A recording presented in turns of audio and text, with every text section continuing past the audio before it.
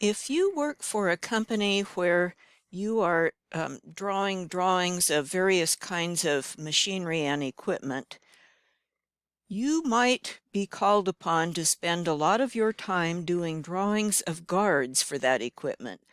For example, here in Lane County, if you're working for um, bulk handling, doing recycling equipment, or Peterson Pacific doing wood chippers and debarkers, or JCI doing rock crushing equipment, those kinds of things, a lot of your time involves guarding. So I want to help you get oriented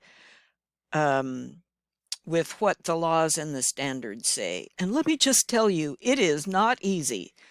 It is fairly dense and complicated to wade through all this stuff. So I'm just going to try and get you oriented. First of all, there are two sources of guidelines and standards.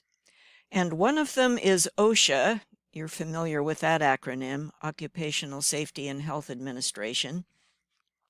And OSHA is the law, and OSHA gets its guarding guidelines from the Code of Federal Regulations, abbreviated CFR. And it's a really dense bunch of stuff. I have a separate PowerPoint for you, which you can look at if you want to. Then the other source is ANSI, and ANSI has a standard B11.19 that is about safeguarding, that is making guards. It used to be that we got our machine guarding information from ASME, but we no longer do. That went by the wayside, and it's now been replaced by these two.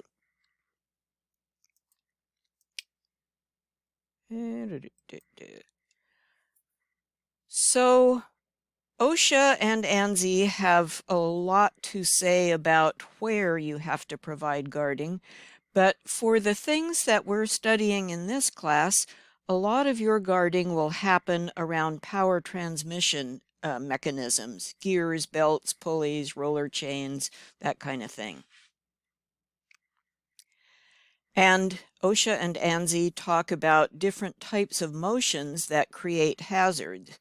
And the one that you're really concerned with in power transmission equipment is usually rotating, stuff that turns in a circle around an axis. And with rotating equipment, a big hazard point is what you call a nip point.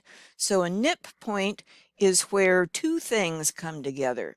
And if you have two parts that are parallel and they're rotating, like say a pair of spur gears in mesh or a pair of rolls that come together, where those two come together, those are nip points, and those can easily pull a worker's tool or hand or arm in and cause terrible damage. And you find nip points where you have one thing rotating and another thing tangent, so like a rack and pinion or a belt or a roller chain going up over. Let me just say that if you have a situation like this where there's a V-belt going up over a sheave and the sheave is pretty big, think about where you might get pulled into that belt. If you stuck your hand up here at the top, you could get pulled in there. If you stuck your hand in down here at the bottom, the belt is just going to spit you out. That's not really dangerous at the bottom of the big one. It is dangerous at the bottom of the little one because there's another nip point there.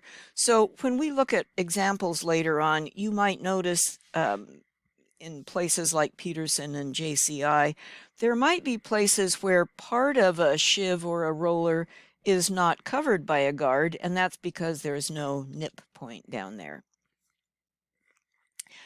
With rotating equipment, you also have to watch out for things that can snag a worker's clothing or long hair or tools.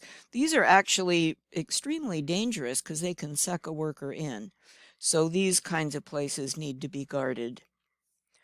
Reciprocating motion means it moves linear back and forth or up and down. And OSHA has guidelines for how far you have to put a reciprocating device away from a thing that could crush a person. But we're not going to talk about that much.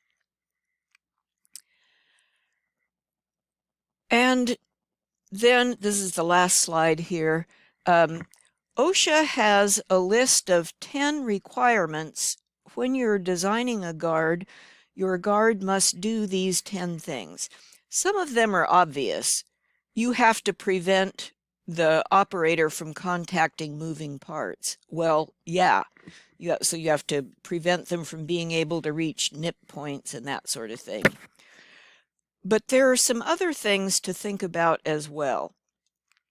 So you do not want to make a situation where it's easy for somebody with a careless attitude to just bypass the guard. So that's why it says it must be secure, so it can't easily be removed.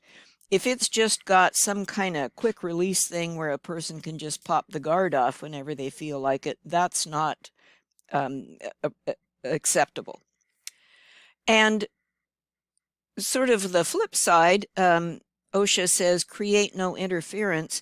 If you design a guard that is just really annoying and gets in the way and it stops them from doing their work, you will have an operator do whatever they can to take the guard off of there so they can continue working.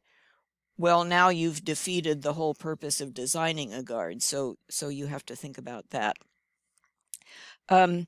You also want to think about these last 2 points. You want somebody to be able to see what the mechanism is doing, and we'll see examples of guards in the third set of PowerPoint slides. You want maybe a window, maybe some screen or some wire cloth or something where somebody can look through and see, is everything flowing smoothly? Is anything getting plugged up and so forth? And if possible, can you design a guard where the maintenance person can do maintenance, like maybe tighten the belt distance, tighten the roller chain distance, do lubricating, add oil or grease without taking the guard off. And if you are thoughtful about it, yes, you can. That is important. All right, so there's just a general overview of the world of guards.